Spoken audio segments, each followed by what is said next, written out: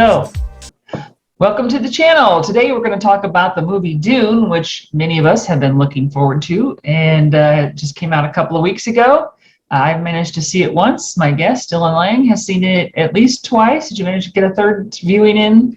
I was going to, and I decided to watch Akira instead. Okay. So we have between us 3 viewings of the movie, and so we're here to discuss it. So Dillon, do you want to throw out some of your initial impressions of it? Yeah, sure. Well, so I had 2 very different viewings because one was my first one was the HBO Max same day release viewing, and then I saw it in theaters with a friend of mine who was also very into Dune. So my first watch, I very much liked it, but that's because I'm a big fan of Dune and I love Denis Villeneuve, so I'm very biased when it comes to this movie. But I definitely felt a sense of kind of being a little underwhelmed, and that might have to do with where the movie just kind of stops, and how it's only a part 1. But when I saw it in theaters, that's whenever I really kind of vibed with it. It's one of the rare instances where I actually agree with all of the people who are like, oh, you have to see it in the theaters. That's the true experience. And I'm like, I wouldn't go that far, but it definitely enhanced the experience. I thought it was a extremely well shot and like just stunning looking film. And I loved the soundtrack. It's not Toto, but it's very good. And I thought most of the performances were great. I think I like Jason Momoa, and I thought that he was fine as Duncan Idaho, but every time he's in a movie, he's just playing himself. So it's kind of like, I can't really say that was necessarily a knockout performance or anything. He did his thing and he did it well. Right, he's kind of like sarcastic and snide, and yeah, I'm not sure I really bought him as Duncan Idaho. I mean, he's okay, but I would have to wait. And the thing with Duncan Idaho in like the first book is that he's not much of a character. He's just kind of there. I would have to see Jason Momoa like return for the character in the future books if they ever get to that point, to really decide how I feel about the casting. I like Jason Momoa, so I'm game to see him do anything, even if I don't immediately think he's a good pick. But yeah, he didn't really bring anything inspired to the role. Kind of like his Aquaman, his whatever, his Khal Drogo. And another thing I'm hugely biased about is Oscar Isaac. He's one of my favorite working actors right now. I know his role in the movie is very limited. The character's role in the book is pretty limited. It's really only the first like 200 pages he's in. So not much to complain about there, but I thought he did a great job with the small amount of screen time he had. And I never. The character's got to be very just like a good guy, stately. Yeah. You know, somehow just very noble, and then he kind of dies. So yeah, that's what to work with. In fact, I would say that they did a better job in the movie kind of establishing the relationship between him and Paul, and even him and his wife, than the book did. The book seems much more focused on Paul and Lady Jessica's relationship, especially in that opening segment, than with the Duke. But yeah, I've never seen Timothée Chalamet in anything before, and I thought he did a pretty good job. The character is kind of supposed to be reserved, so he doesn't necessarily get a lot to work with, but when that tent scene happens where he's seeing the future, his horrible purpose, I think, is, or terrible purpose, whatever the phrasing is in the book, I think he really kind of knocked it out of the park with that scene, and I'm excited to see if they get to Dune Messiah, what he brings to that role. Because that's whenever the character of Paul really gets to kind of be a bit more deeper and emotional than the rest of the book. Right. Um, And I'm but yeah, wondering I mean, how, because he clearly is one of those men who looks younger than he is. yeah, So, Kyle MacLachlan was cast when he was 24. So he was really yes. too old to be Paul, but he had a good look for the part. Mhm. And he carried it off. This guy, I think he pulled it off too, but he looks about 14, which is he's supposed to look, but he's 25 or something. So Yeah, he's like older than Kyle MacLachlan was. yeah, and so I'm kind of wondering if by Dune Messiah he'll manage to look 15. Yeah, He'll need to look a little bit more wizened and I guess yeah. burdened or something. I mean because Dune Messiah is like 10 or 13 years after Dune, right? Something like that. It's about that length. Yeah, the time jumps between books gets to be crazy. Mhm. You start with like 10, and then it's like 8, and then it's like 5,000 or something, yeah. Yeah. And then like 20,000 or something. Who knows? Yeah. But I agree about Kyle MacLachlan. I think Kyle MacLachlan would have been great as Paul in a Dune Messiah adaptation, Mhm. if they had ever gotten to that point. Infamously, that movie bombed horribly. Where I think we could talk about that a bit, but I think the David Lynch version gets a lot of hate it doesn't deserve. yeah, I'm pretty loyal to the book, so I have some issues with it myself, but I do think that there are redeeming qualities here and there, especially if you watch the extended version. Because my biggest issue with the Lynch one is the pacing, but we can get into that later. But yeah, I mean, what did you think of the movie?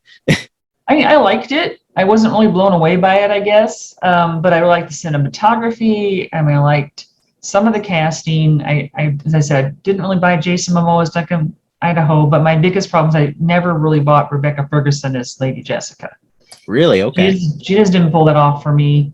So the whole movie is kind of like, but I thought, certainly Oscar Isaacs has got the whole nobility thing going there, and I like the fact that the director took the time to spend a little more time on Caladan, so that we had some little bit background on the Atreides. We see a lot. This is a water planet, and they've got this long history there, and they have this like. It looks like he's in a graveyard when he's looking over at the ocean, right? And there's all these like tombs of their ancestors around. So you get more of a feeling of this is an ancestral home, and they're being uprooted, and a little bit more between him and Paul. And of course, the lovely line that's in the trailer about "I only needed you to be my son" is a great line. Yeah. So I think he really pulled it off. I like the fact that we spent more time on Caladan, and I guess Josh Brolin was fine as Gurney Halleck. He just seems to be in everything right now. So Yeah, it definitely. seems like I'm seeing him so much that it's hard not to see it's just Josh Brolin in another movie, I guess.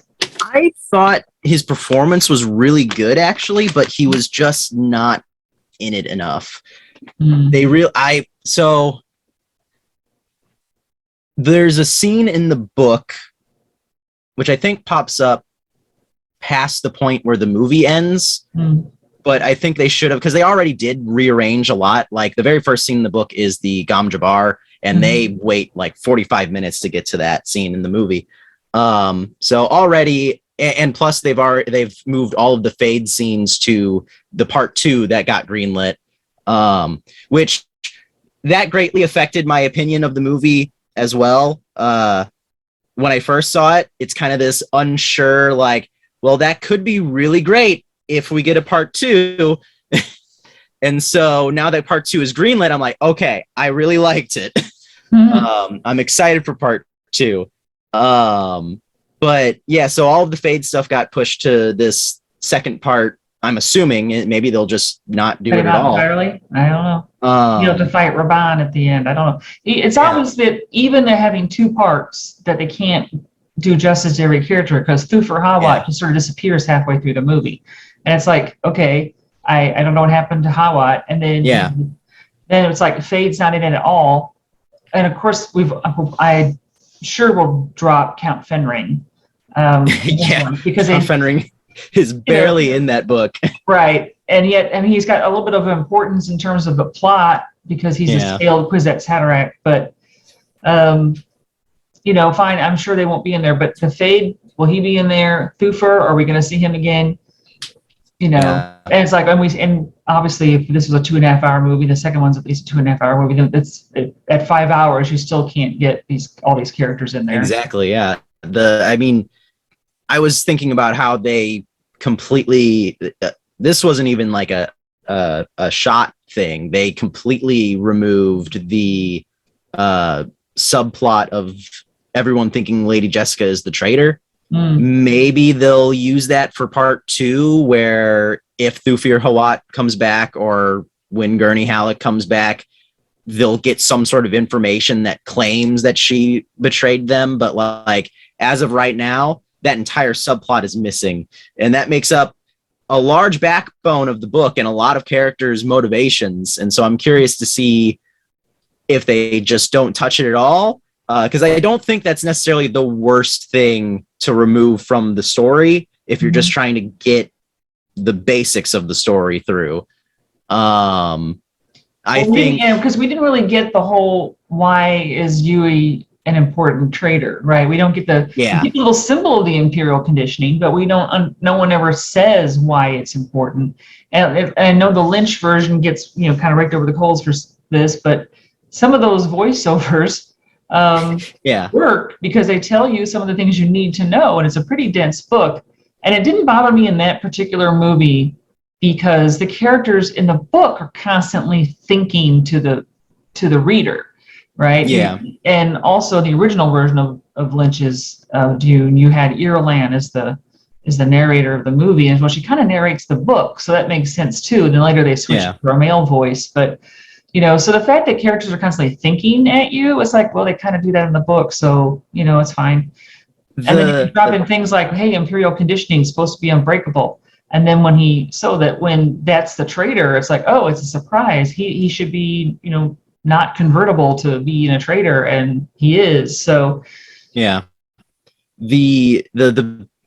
That's one of the scenes that I wanted to talk about that was cut, actually. I don't know if they got into what imperial conditioning exactly was in the scene, but the scene that defines Dr. Yue as a character, which is the one he shares with Lady Jessica, there's behind the scenes photos of that was shot, where he tells her about his wife, and you really get a sense of who he is and why he's there.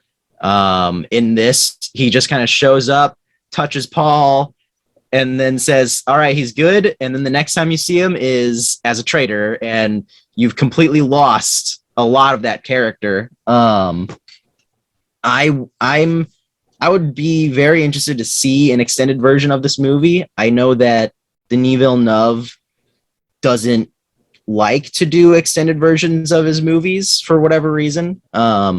He from what I understand, he says that the theatrical cuts of his movies are his cuts of the movies, and so he doesn't really see the need for other cuts. But I would put down money, just like I did for the Lord of the Rings extended editions. I would put down money for a Dune extended edition. So there's that scene. And as I was saying about what I would have liked to have seen for Gurney Halleck done is they should have included the scene, which was also shot. There's an Instagram post by, I think, the makeup effects artist of Gurney Halleck with a lot of dirt and like a scab on his head. He's been through the battle. One of my favorite scenes in the books is the one where he plays a song for a dying soldier. And like, because the soldier requests one last song before he passes away. And as Gurney is playing the song, the soldier passes away. He finishes the song, and he has this new, like, unbreakable resolve that he will avenge House Atreides. And I think that would have been a great place to kind of end his character for this part. And if that's where they were going with it, I would have liked it. There's clearly already there's another behind the scenes photo of him playing the balisette that was removed from the movie, which you can only do so much within the 2.5 hour runtime. And Villeneuve has said before that he doesn't want to make a movie that's as long as Blade Runner 2049 ever again. So I have a feeling that's why a lot of these scenes that he shot were cut. Because I'm sure whenever he says that the runtime of Blade Runner 2049 is like 2 hours and 45 minutes, but he probably shot like a 3 or 4 hour long movie. And he's like, I don't want to make anything on that scale again of just how much I have to like edit down to make it watchable. But I don't know. I mean, with the rise of new cuts of films coming out, like it seems to be a very more popular thing now than it has been before, with the Snyder cut coming out and being 4 hours long, that people seem to be willing to sit down for a 4 hour long movie. Maybe not in theaters, but they are interested in it. And so I'd be happy to see some form of extended edition come out that includes scenes with Gurney Halleck, that includes the scenes with Dr. Yue. There was in the script leaked like 2 years before there was even a trailer. And people have really kind of dissected that. And there's the only two major differences I can think of are the dinner scene was in it from the book, which I have no clue how that would adapt into a film. To be fair, I don't think a single adaptation of Dune has attempted to do the dinner scene other than the graphic novel, which that makes more sense because you can do those kind of thought bubbles and it not be as intrusive.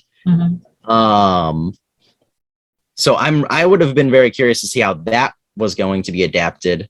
And then the other thing is the ending was different.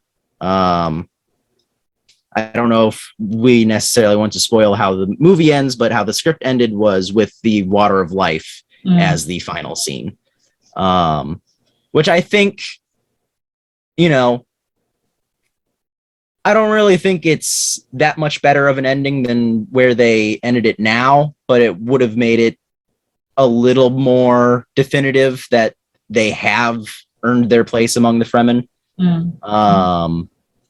But I feel like I don't think that was even shot though, so I don't know what necessarily happened there. I don't know. It would have been a dramatic ending, but also them sort of walking off into the sunset it worked. Yeah. And one of the final shots of the movie being the Fremen riding the sandworms, that reveal of what they've been building towards for a little while in the movie. Right, because we see Leah Kynes with her maker hooks, but we don't know what they're for. Exactly, yeah. And the scene with her is pretty great. I like how they kind of got around their PG-13 rating by having water squirt out of her. That's a very practical like use of the world, where it makes sense that would happen because of the still suits, and it also makes it that much more dramatic and kind of shocking. It makes it feel much more visceral than it actually is. So I thought that was clever. There's a lot of very clever like filmmaking uses in the movie that I appreciated. But yeah, again, even with the 2.5 hours and splitting into two different parts, they still had to make some cuts. And I think even the sci-fi miniseries made cuts to certain concepts as well. Which I detested. So I didn't make it through all the way because while I appreciated the more loyal to the book scenes, the budget is just too obviously low, and the costumes are bad. the costumes were, what was Chani doing, like sort of furry bustier kind of thing? It's like, what is that? It's like she's wearing some like fake purple rabbit fur around her chest. What? And the casting was just bizarre. The casting is bad. They got like a Brad Pitt looking guy to be a young Paul Atreides. And then the Bene Gesserit has like weird butterfly thingies on their heads. It was just like that was completely just weird, and it didn't grab me for sure. Yeah, it just felt too cheap for me. I couldn't make it through it. I appreciated the effort, and I do want to give their Children of Dune adaptation a chance. They combined Dune Messiah and Children of Dune into one miniseries. I want to give that a chance. I just, I've read the book, I've listened to the audiobook, I've seen the Lynch version, and now I've seen the Villeneuve version. I don't know if I necessarily want to watch the story again and in a worse way. I will say one of the things that the Villeneuve version has immediately kind of established better than either of the other adaptations is how the Lisan al-Gaib and like all the Fremen worship and stuff is a machination of the Bene Gesserit. They managed to get that in there very naturally. It didn't feel like the plot stopped or anything. They just kind of mention it, and you can get the vibe that Paul at that moment is uncomfortable with what the Bene Gesserit are doing, but then later on in the movie is like, I'm going to use this to my advantage, which is one of the aspects of Paul's character that I've always found interesting, is that he's not necessarily a good person. He's your main character, but he makes decisions sort of selfishly, and then later on in the series kind of regrets it. Right. And that's what makes Dune Messiah so interesting to me, is how it's almost entirely like his reaction to finally achieving his goals, and him kind of going, I probably shouldn't have done this. I don't know if I can handle the like difficulties of being a leader that I have given myself. And he eventually just wanders off into the desert and leaves that job for his son. Right. Villeneuve has said that his dream is to do part 1, part 2, and adapt Dune Messiah. And I'm really hoping that part 2 does well enough that they do adapt Dune Messiah. They probably don't need as big of a budget for Messiah as these other ones, because that one's much more of like a courtroom drama than sprawling epic. They do go out in the streets of Arrakeen a bit, but a lot of it just takes place in the palace. That's one of the. I like sequels that like try to not reiterate on the original at all, and that's one of the reasons why I like Messiah so much, is that like there's, I think, one scene with a sandworm and it's off in the horizon. Like everything about Messiah is just completely different from the last book you read, and that's one of the reasons why I liked it.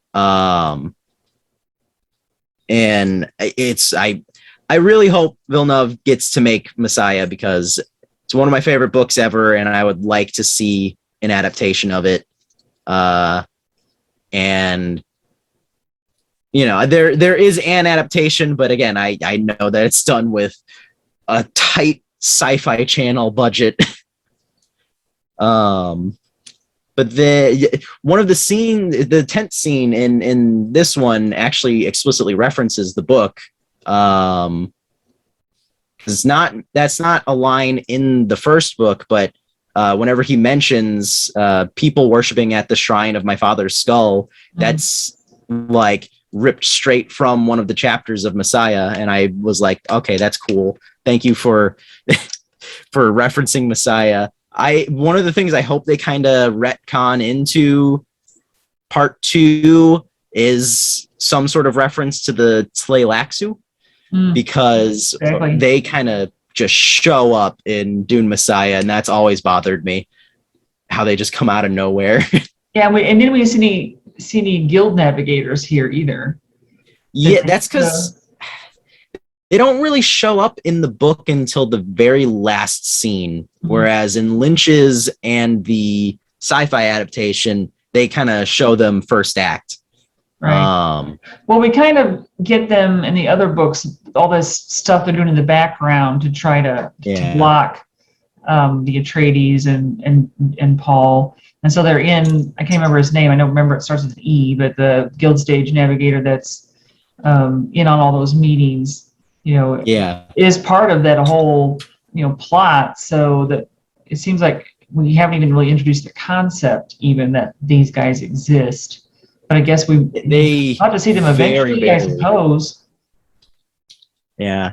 They barely touched on it to the point where my mom missed like what the deal with the Spacing Guild was. It's like one sentence and they move on and you just have to kind of go with it. And it's literally just the Spacing Guild controls space travel and Spice controls like the Spacing Guild, and that's it. And it moves on. And then they never really mention the Spacing Guild again, other than it's not a coronation scene, but the scene where they hand Arrakis over to the Atreides.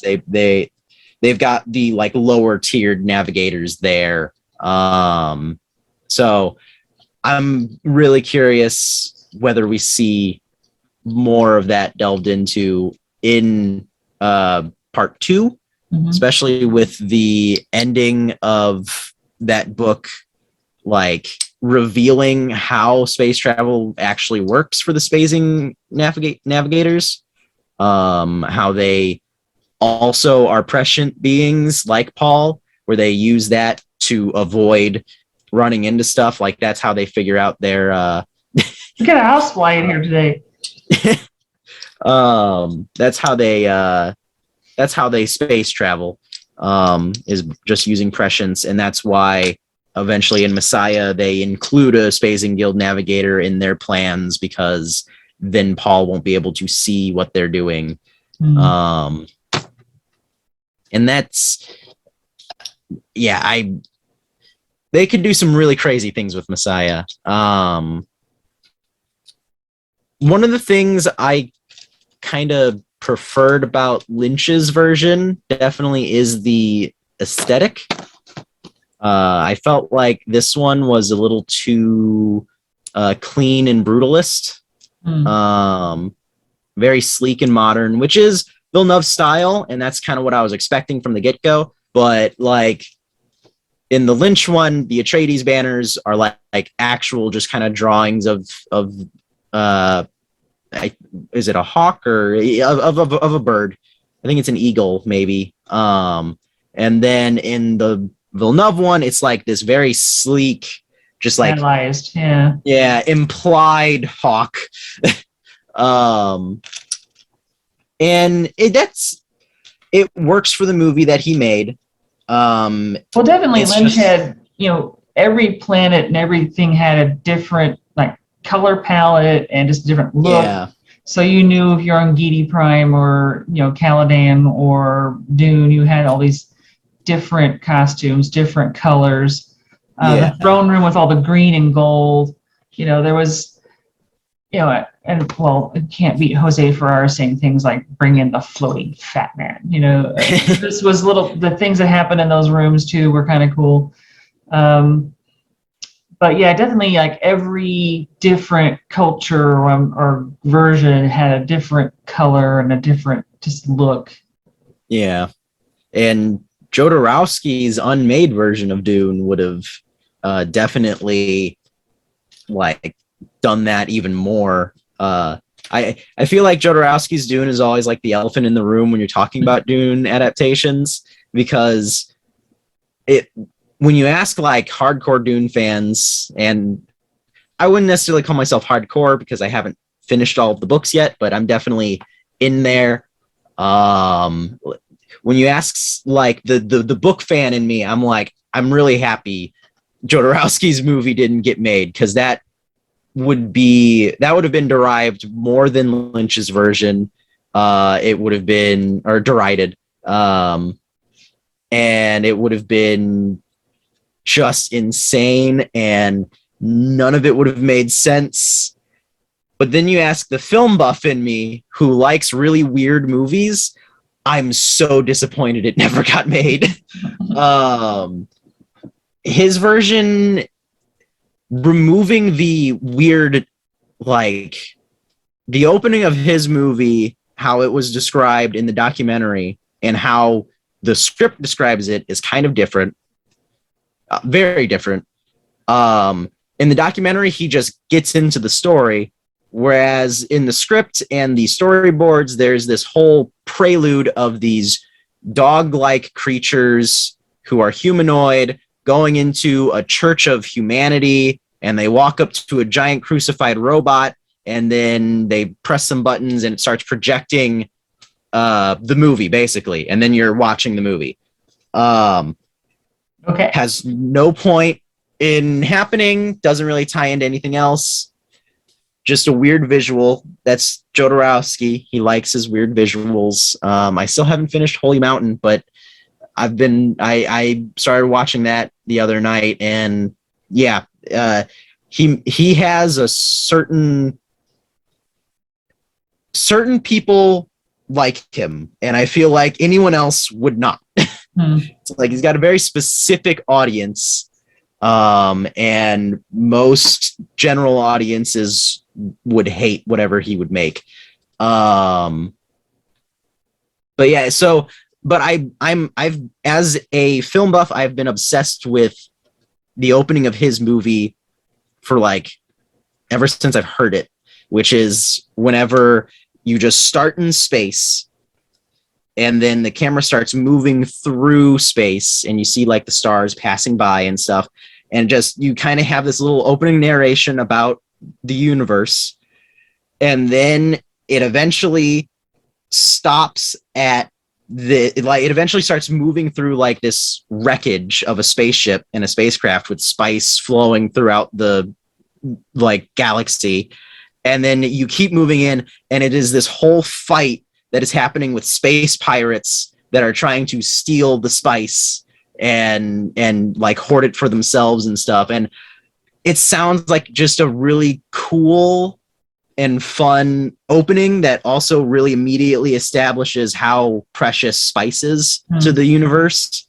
There's definitely some things in there that like I feel like work really well as a movie and as an adaptation of Dune, but then there's other things that I was just that you see the concept art for and you're like, why? What are you doing? like the Emperor's throne room is kept inside of a witch's statue, and the only way to get inside is to walk up stairs that are going into her rectum. Okay. Like, why?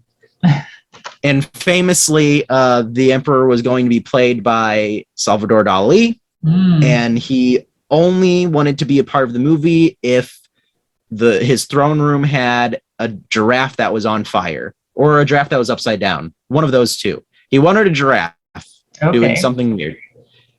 That was the only way they could get him to accept the role, as well as also kind of lying to him and telling him that he's the highest paid actor in the movie. In reality, he wouldn't have been the highest paid actor because they would have only filmed with him for like 2 days. But they were paying him more for those 2 days than they were paying any other actor.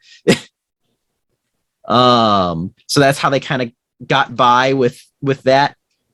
Okay, but let's say the Lynch version though was the original, basically, that actually made it to film on yes. And as I said, I don't think it deserves all the hate, but yeah, definitely pacing is a problem. To me, even the first time I saw it, although the first time I saw it, really just kind of blew me away. But the pacing, obviously, you said, and it's like they, an hour and 15 minutes into it, realized we have like 30 minutes of screen time left and like 2/3 of the book to go. And so it's just like boom, boom, boom, boom, boom. All these things happen. We don't really have any time to catch our breath. But the first, hour plus is a little more leisurely in introducing, characters and things, and then it just kind of explodes. Yeah, Famously, David Lynch never even got to film his third act.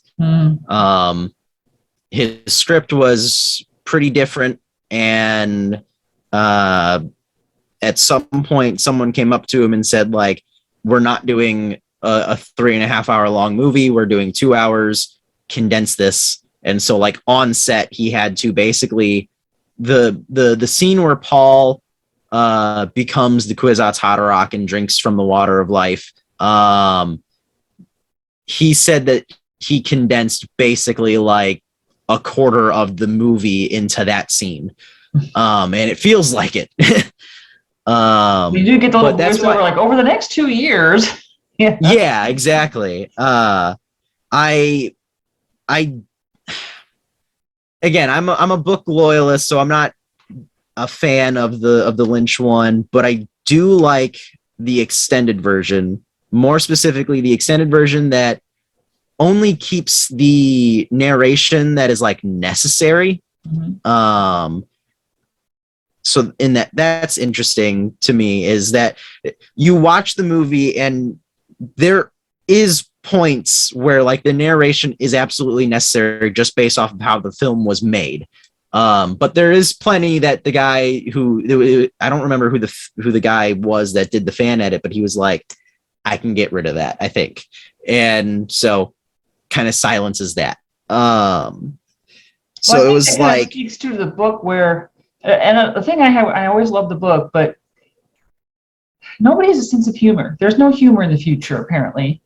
Yeah. And so everything is always so serious and it's so important, and everyone is watching everyone else for like the slightest finger flick or the slightest blink that means something, that means something, that means something.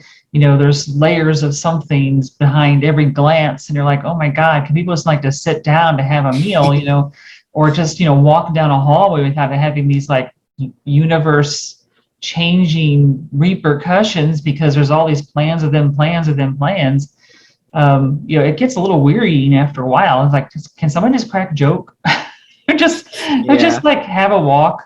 But which I think that, you know, I think that the Villeneuve version at least attempted that a little bit, just with the casting of Jason Momoa. Like, you know, you kind of expect there to be a little more humor with that character. And there was. He's a more lighthearted character than he is in the book, and than most of the characters. And you do even get your like 1 or 2 lines with Gurney Halleck where the Duke tells him to smile, and I am smiling. It's like they didn't necessarily make it like a gut busting laugh fest, but they did attempt to make it feel a little more lively.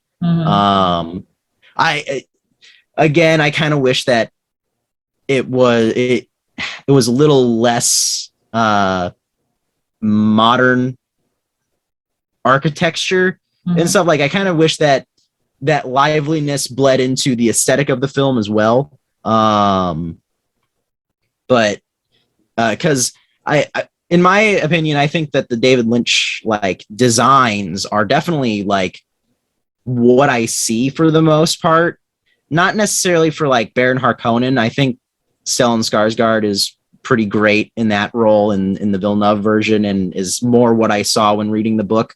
But like the costumes specifically and the design of the sandworms, I'm still not sure how I entirely feel about Villeneuve's sandworms. They're cool. The few scenes that they're in are awesome, but I really liked the Lynch ones, and also all of the like concept art from various artists and stuff, where it's like its mouth opens up with like kind of like the Demogorgon from Stranger Things. I've always liked that, and so the fact that it's just one circular thing, doesn't do much for me. But so one thing I do want to mention on casting, we'll go back to casting for a second. So I'll ask for your opinion. The one thing I really, really didn't like in the casting, I mean, I didn't buy Rebecca Ferguson, okay, but she was fine. But I don't get Javier Bardem's version of Stilgar. Did he just like, was he high? Did someone tell him your character is asleep all the time? I was just like, he just sort of mumbles and kind of looks various places and like he's not clear where he is, and it's just like, what is it with Stilgar? I mean, Stilgar is supposed to be this like leader of the Fremen. This guy doesn't like can tie his own shoes. I don't know. It's a very interesting and different portrayal of the character.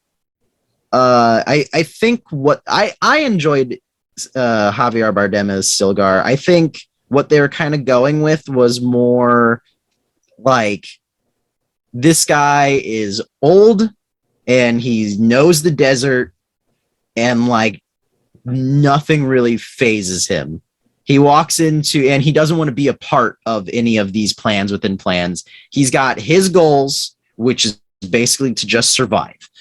And so I feel like part of that whole kind of blahness about him, especially like in his introduction scene where he just kind of walks in, he says what he says, and then he leaves. It's this like, I have no respect for your authority. Just don't mess with us.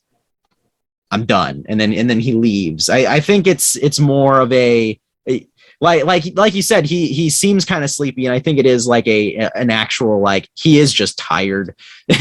He's tired of having to fight the Harkonnens. He's tired of all sorts of stuff, I'm sure, that the Fremen have to go through. But yeah, I've heard a couple different people complain about his performance, so you're not alone there.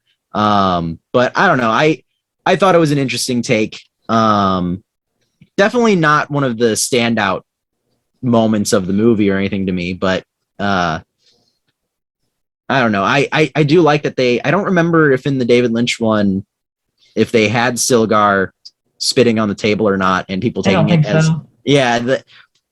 I'm happy that was in there, because I think that's one of the definitely a little world building moment. You know, yeah. What's different from your planet is on this planet you're getting your water, so that's a big deal. That's something that one of my favorite aspects of the book is how important water is to the Fremen and how they establish that. I feel like the movie changed the line about the 10 trees, making it like, oh, it's a sacred thing. Don't touch it and don't mess with it. Whereas the book pretty explicitly states that no, the citizens do hate that. They view these trees with envy. And I feel like they should have kept that as well, because it ties into the themes of of not trusting leadership a bit more. And also how, even though the Atreides seem like great people, they also are kind of taking things for granted. So that would have been, I would have liked that to have stayed, but it's one of those tiny changes that doesn't really affect anything, but I'm just kind of still left a little like, well, why would you do that? Okay, so final thoughts? I'm excited for part 2. That's kind of the ultimate thing I can say about part 1, is just, it's really good, but it's really only the first act and a half, first 2 acts. It's only half the story, and by the end of it, my biggest criticism was just, I want to see part 2. I want to see it all. I want 2 years to go. Yeah, I had to ask my husband if he followed along, because I don't think he's read the book, and I don't know that he's read or seen the other adaptations. So he said he thought he followed along the story. So I guess people who are not familiar with Dune hopefully can kind of stay there and not get too confused by words or how many characters are on the screen or whatever. Yeah. So hopefully the director did a job with that. I did like it, but like with the Lord of the Rings movies, I was like terrified. I was like going to die for some reason before Return of the King came out. I was like, I've got to see Return of the King before I die. If I die before Dune comes out, I guess I'll be all right. I like it, but I wasn't overwhelmed. It was cool. There were nice things about it. But I'm happy that we're getting smarter sci-fi films that are also being successful. That Dune is proving that it doesn't all have to be Star Wars for your sci-fi action films. immediately after its success, they greenlit an adaptation of The Ingalls, and they also greenlit an adaptation of Hyperion. So, Okay.